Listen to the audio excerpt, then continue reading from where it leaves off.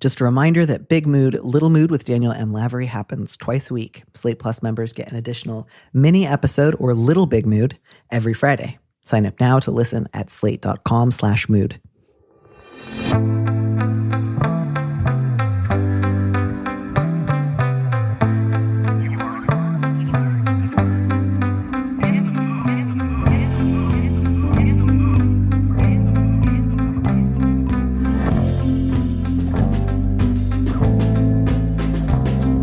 Hello, and welcome back to Big Mood, Little Mood. I'm your host, Danny Lavery, and with me in the studio this week is Christina Gaddy, the author of Well of Souls, Uncovering the Banjo's Hidden History, and Flowers in the Gutter, the true story of the Edelweiss pirates, teenagers who resisted the Nazis.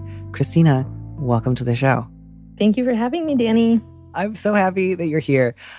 Christina is one of my new summer camp friends. We were just at a writer's residency together up in the Berkshires, where we spent every day getting breakfast together at 8 a.m. and dinner at 5:30 on the dot. And as such are now like old cousins who have known each other for 50 years. And I miss you all of the time. Yes, it was a lot of fun. I have been meaning to ask you, is Flowers in the Gutter it can't possibly be, because it would be so inappropriate given the subject matter. But is it in any way a reference to Flowers in the Attic? And also, please say yes. It is not, other than that the titles are similar. Damn. I mean, again, totally makes sense. It'd be really weird if you were referencing that book in like a history of teenage Nazi resistance fighters. But it does sound like an amazing like 80s musical adaptation of Flowers in the Attic. And I do want you to make that your next project, if you wouldn't mind, once you're finished with this I'll do one. that. I got that. Thank you so much. I wonder how it feels going from being at summer camp with me to having to advise a bunch of strangers. How do these questions strike you? Are you looking forward to any of them more than any others? You have a really hard job of helping people with these questions, because you just get such a little snippet of them and what they're willing to share, and it's only half of, or a part of the story. So yeah, I'm excited to kind of dive in and see how it goes. I am too. But yes, I think I share your sense of you get such a narrow window into people's lives. I think one of the things that helps is I have a vivid imagination, and it's easy for me to get judgmental. So I start out thinking, gosh, I know so little. And then I end up by saying, I've filled in all of the blanks. I know exactly who everyone is.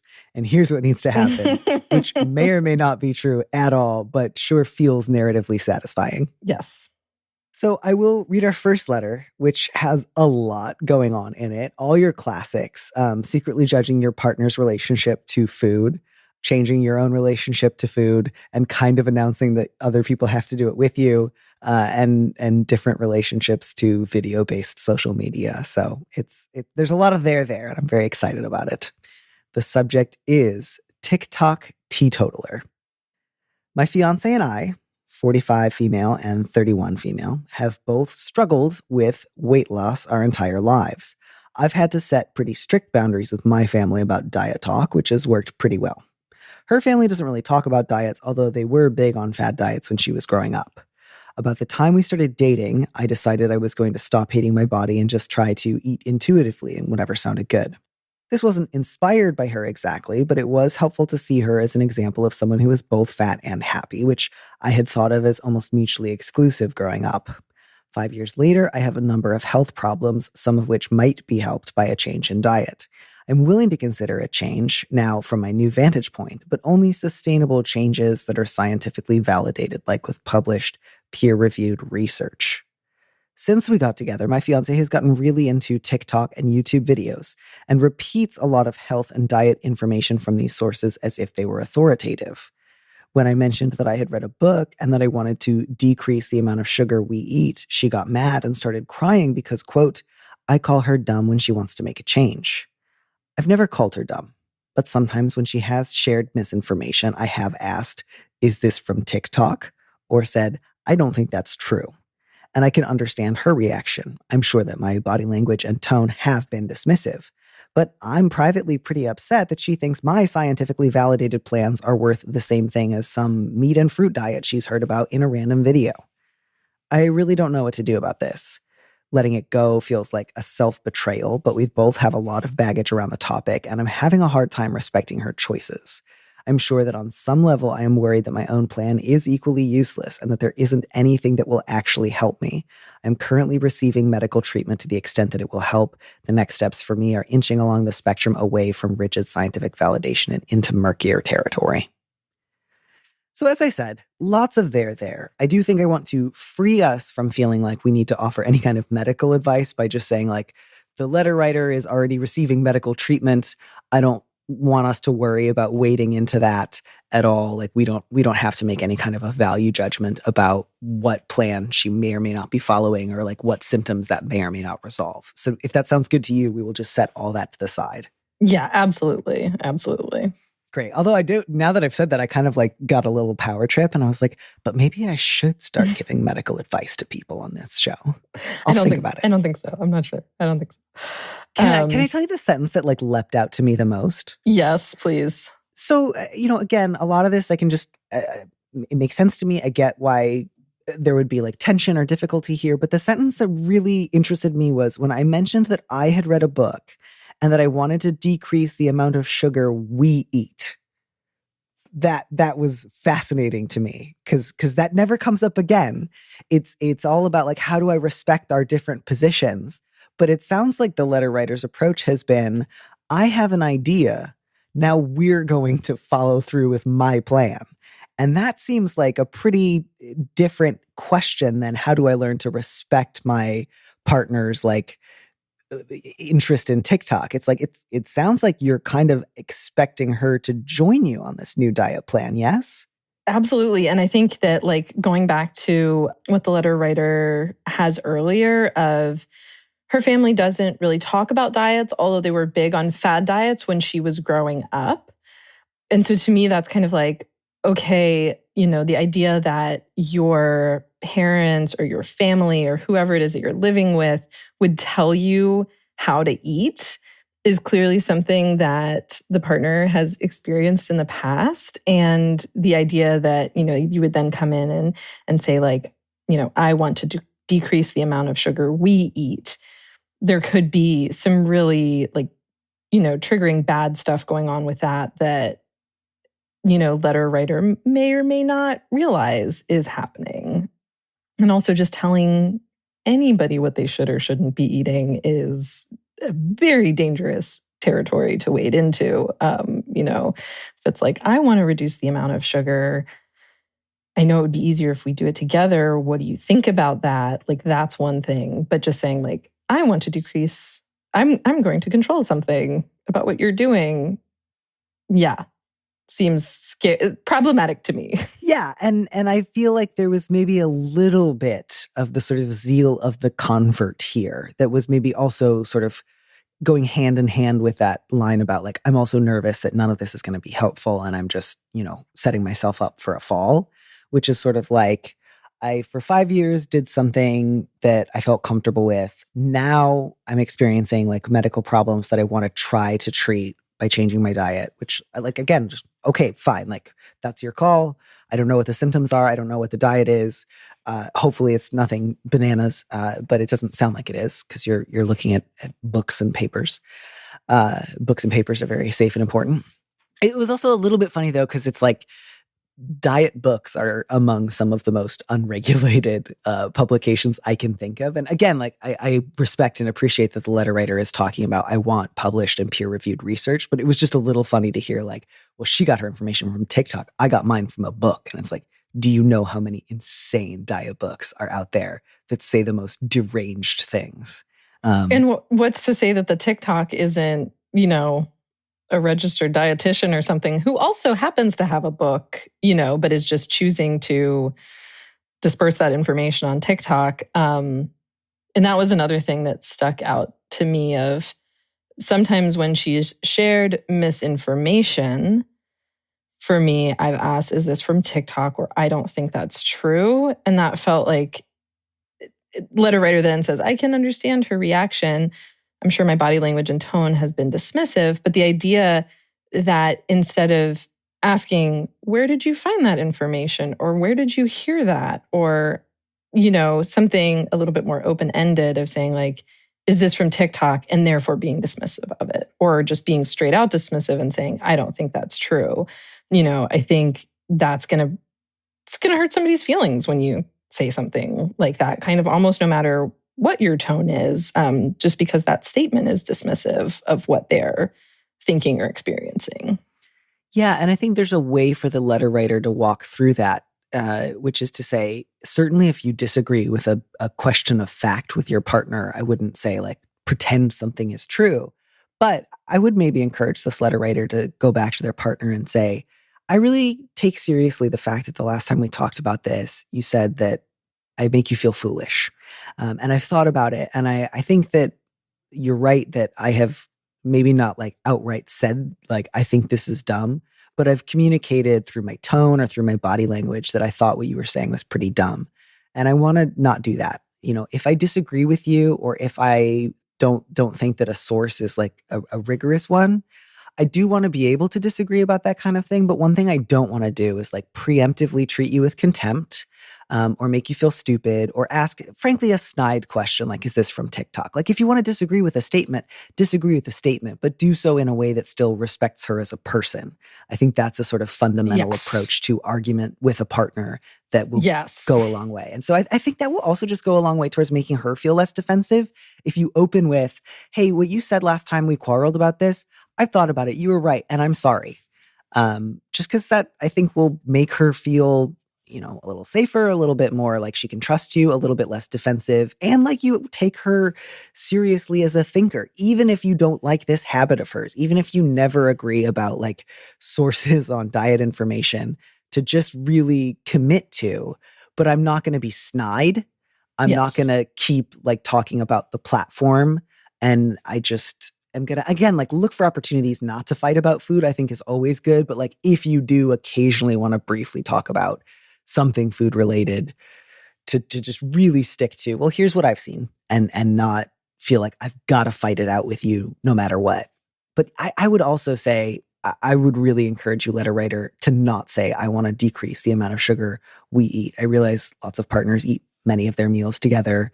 And so in some ways it would be easier and more convenient. But I just think, frankly, let her decide how much sugar she wants to eat, just because it's really hard to make that like fun and sexy if you're trying to monitor how much sugar your partner's eating, unless you have a very specific kind of arrangement.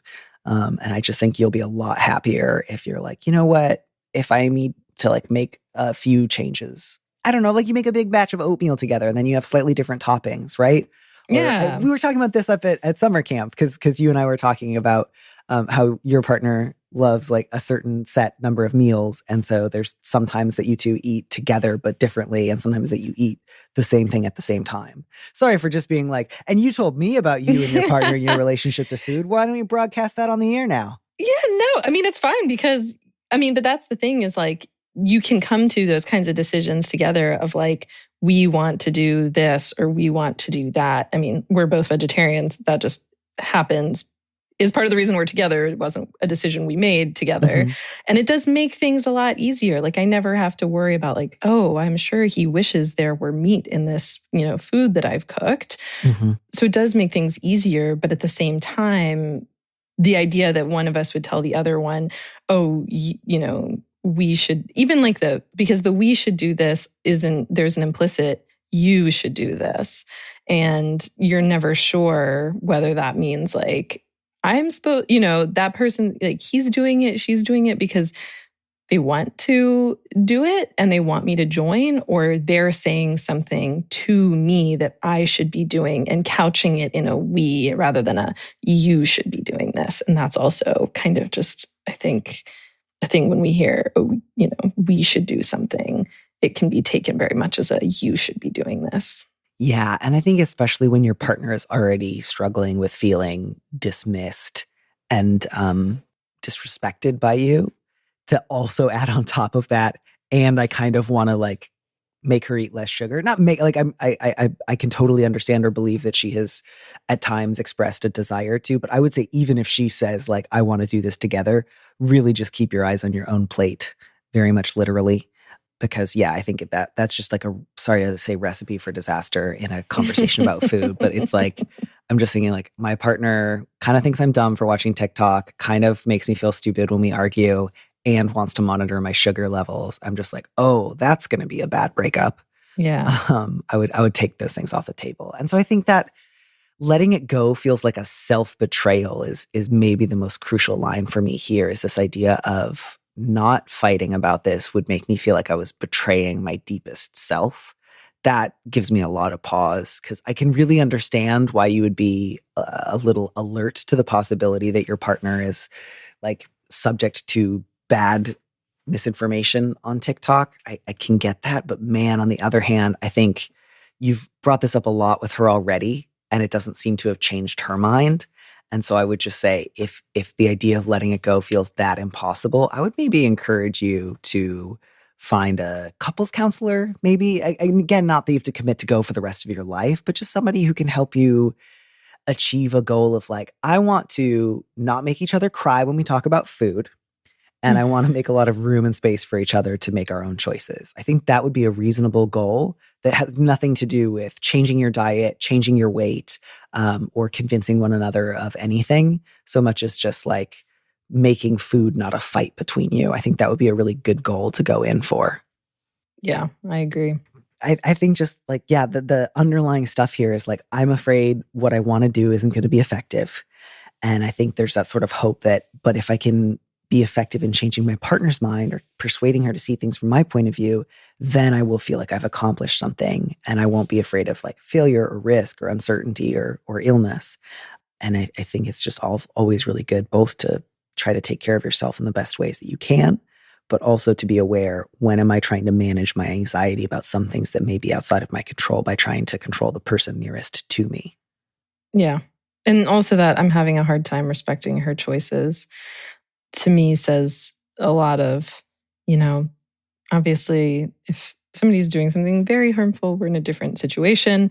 But in terms of this, it doesn't sound as if the partner has any, that there's not health issues going on. And so you do have to respect somebody's choices of what they're doing, if it's not harming them, if that's just their choice, then and it's hard, it's easier said than done, right? Like just respect their choices. But that's what it is in a relationship sometimes, is just to accept what somebody else is doing and know that it's not about harming you and not about harming them. And yeah, I'm right there with you. I think I often on this show want to encourage people to have difficult but necessary conversations, or to like pursue conflict. This, I think, is definitely an area of life where a really great goal is just not fighting.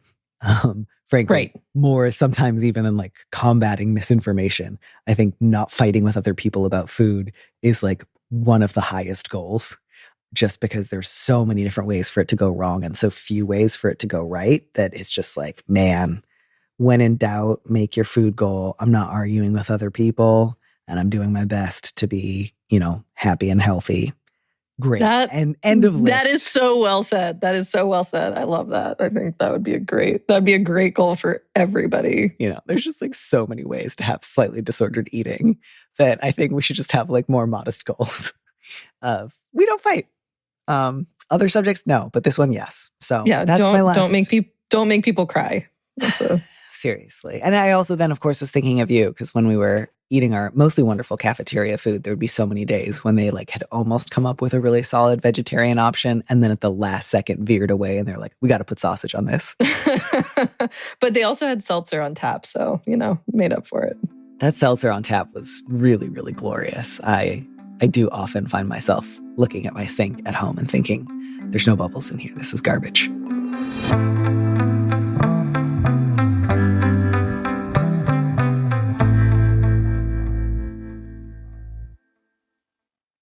Would you read our second letter, which has nothing to do with seltzer or food? No.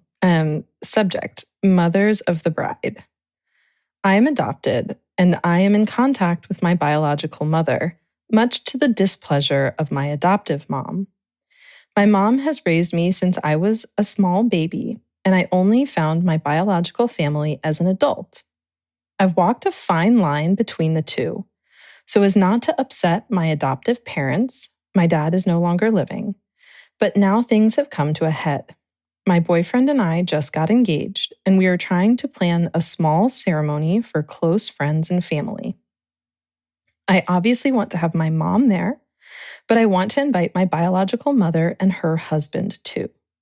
My biological mother has no issues with my mom, but I feel like there would be so many issues from my mom and a lot of stress even before the big day.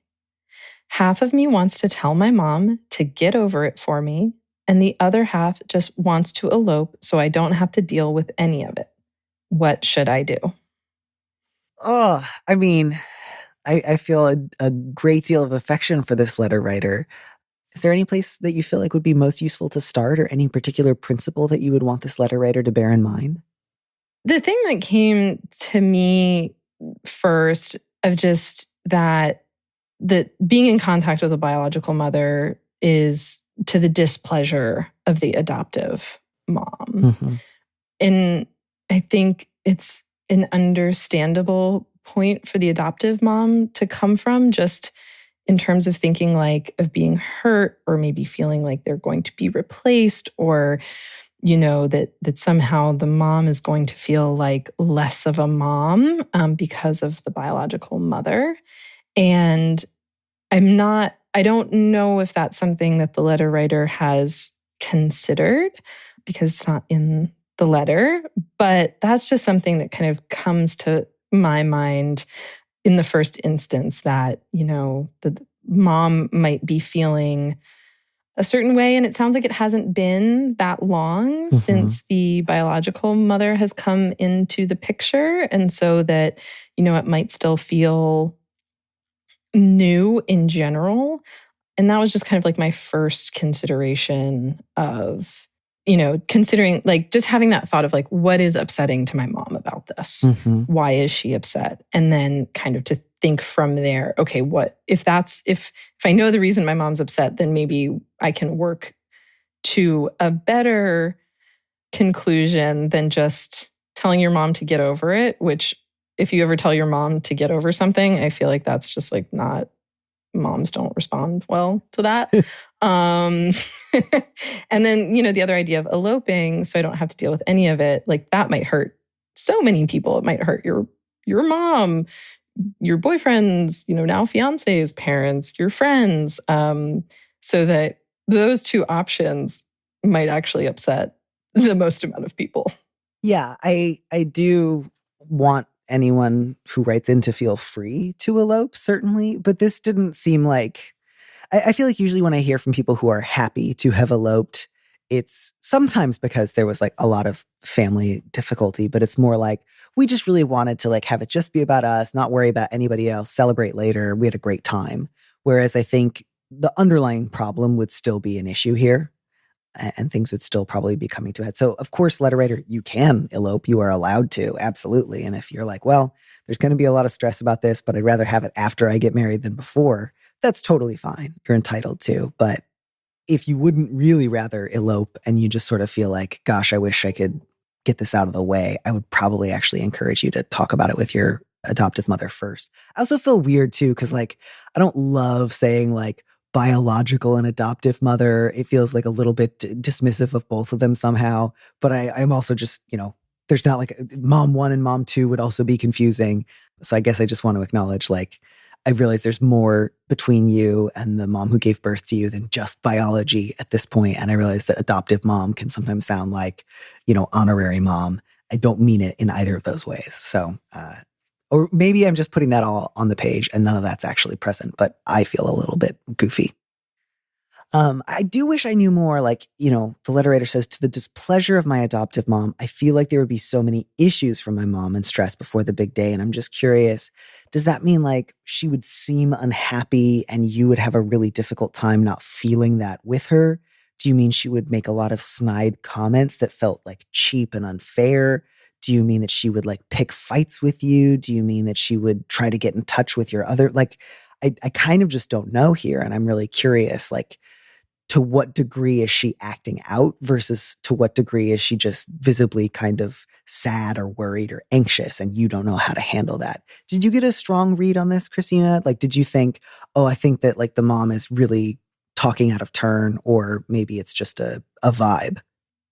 I got the sense that it was just a vibe, that the my mom, as the letter writer says, I just got that it was a vibe because I thought that if my mom was doing other things, that maybe the letter writer would have included that, Yeah.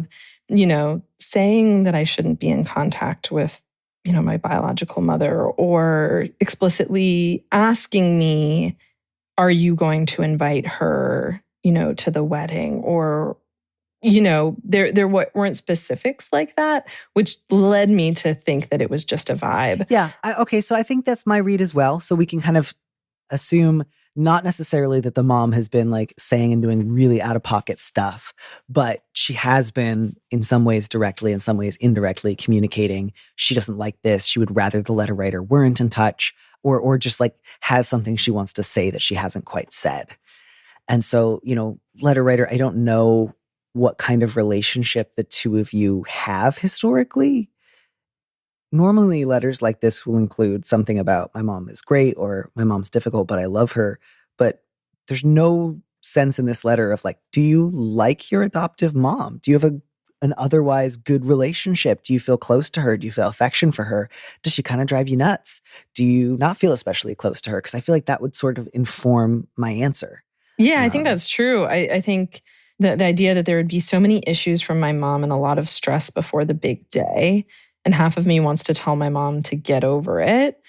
That to me signals a little bit of, perhaps you are less concerned with how your mom would take it. And in that case, if that's the kind of relationship that the letter writer has, then perhaps that's an okay way to go.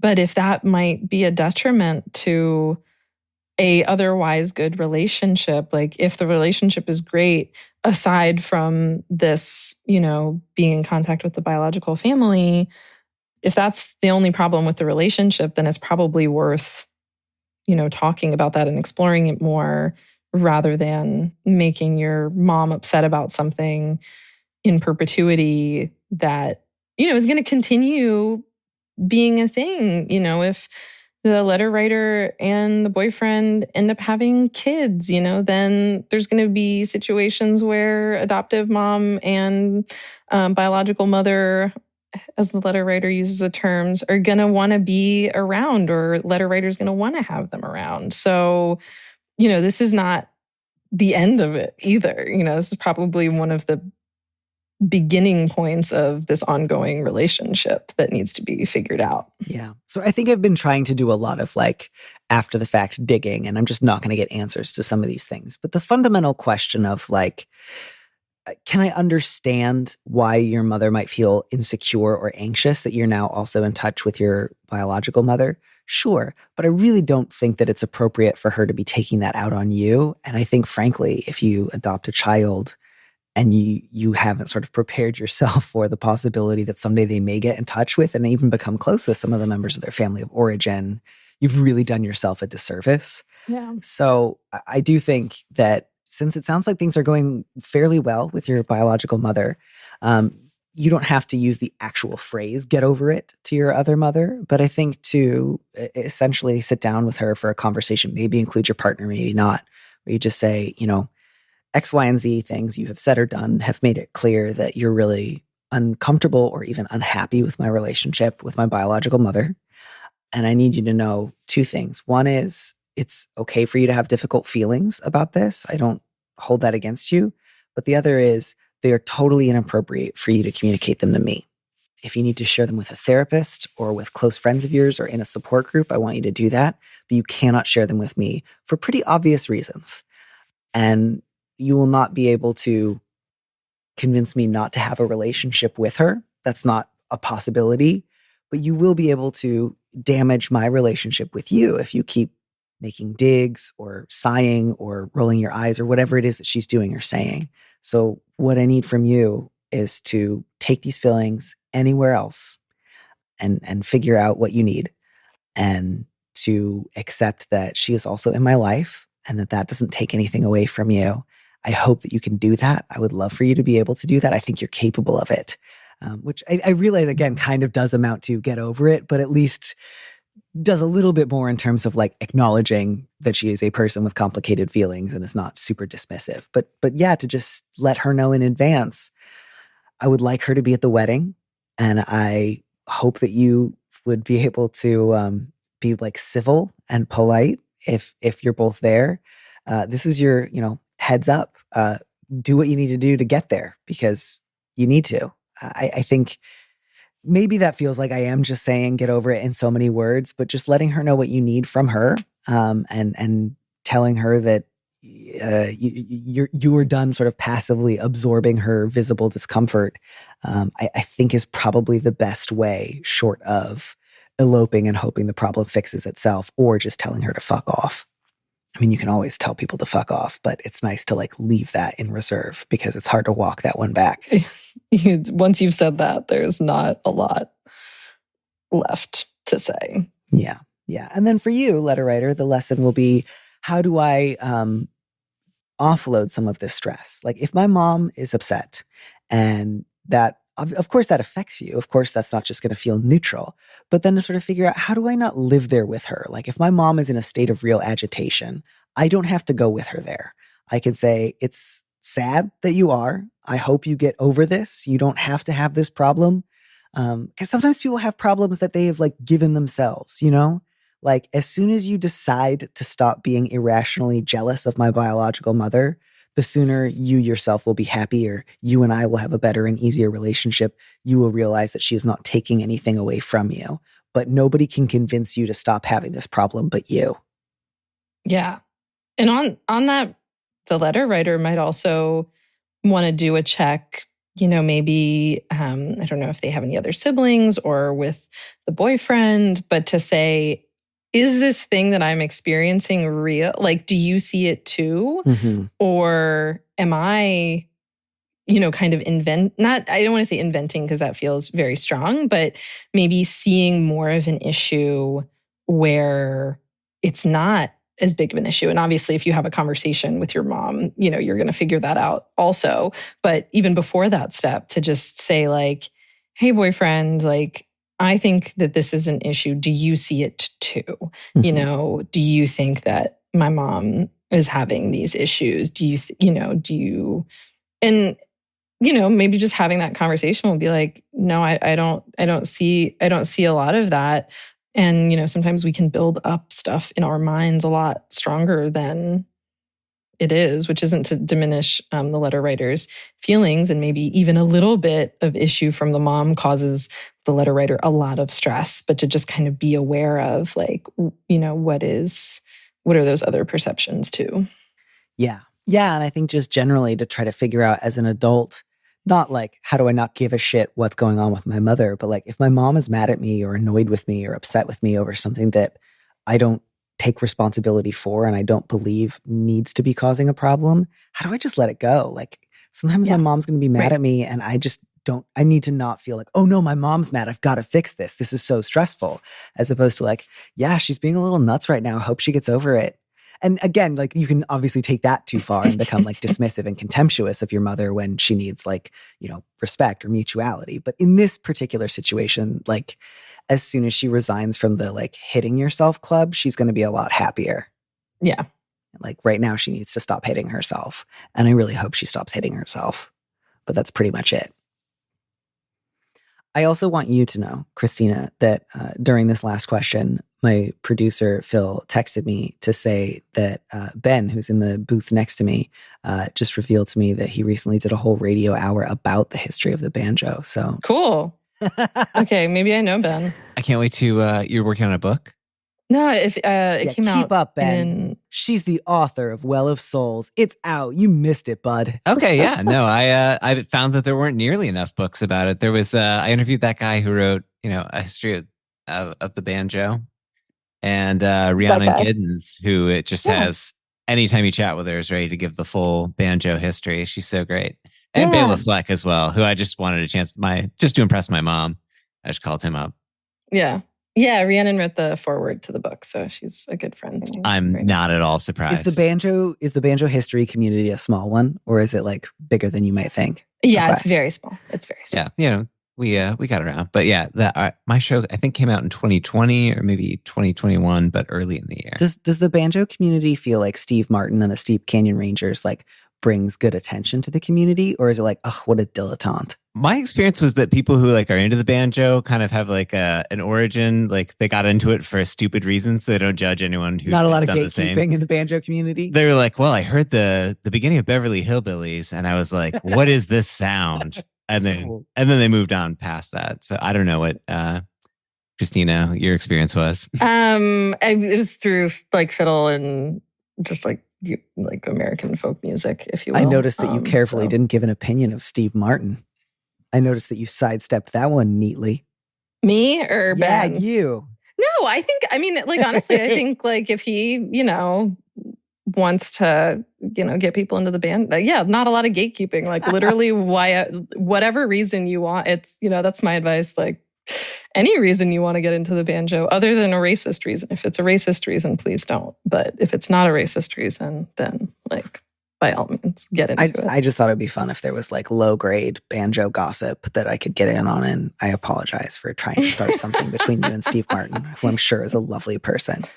He also lives in a concrete house, which I don't think would sound good when you're playing banjo. So I feel like maybe he plays banjo somewhere else that's not his concrete house. Quick question. How did you know that Steve Martin lives in a concrete house? It was like in an architect. I don't know. Somebody was sharing videos of it once. I'm pretty. Oh, wow. Okay. Yeah, I'm Googling it. And it is a big old concrete house. And I think that was the thing is like somebody shared it and was like, look at Steve Martin's crazy house. And like the first thing I thought of was like, that's not good banjo acoustics.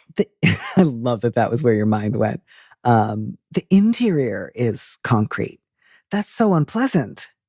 I just like have this really sad image now of him like in this huge lonely concrete castle playing the banjo and barely able to hear himself. Just like tons of reverb. Ugh. Well, whatever makes you happy. And also, according to today.com, he sold it back in 2015. So I guess he's fine. Oh, okay. All right. Yeah. Well, so he doesn't live there anymore.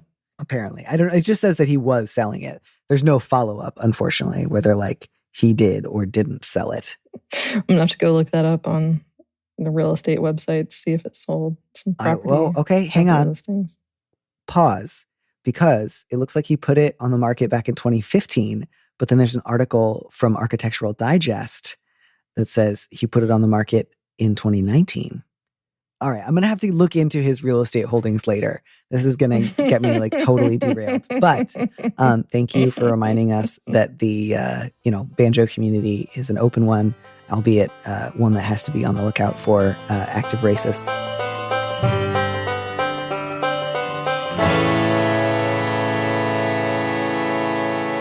Christina, thank you so much for helping me try to advise a bunch of people. Thanks for having me, Danny.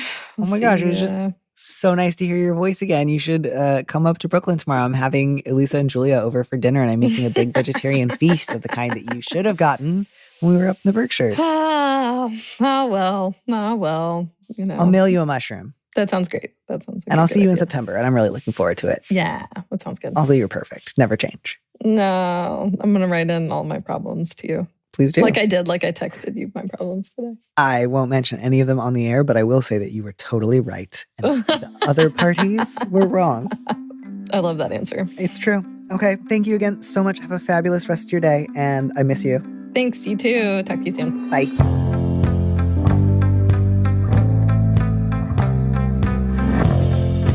Thanks for joining us on Big Mood, Little Mood with me, Danny Lavery. Our producer is Phil Surkis, who also composed our theme music. Don't miss an episode of the show. Head to slate.com/mood to sign up to subscribe or hit the subscribe button on whatever platform you're using right now. Thanks. Also, please leave us a review on Apple Podcasts. We'd love to know what you think. If you want more Big Mood, Little Mood, you should join Slate Plus, Slate's membership program. Members get an extra episode of Big Mood, Little Mood every Friday, and you'll get to hear more advice or conversations with our guest. And as a Slate Plus member, you'll also be supporting the show. Go to slate.com/mood plus to sign up. It's just $15 for your first 3 months. If you'd like me to read your letter on the show, maybe you need a little advice, maybe you need some big advice, head to slate.com/mood to find our Big Mood, Little Mood listener question form, or find a link in the description on the platform you're using right now. Thanks for listening.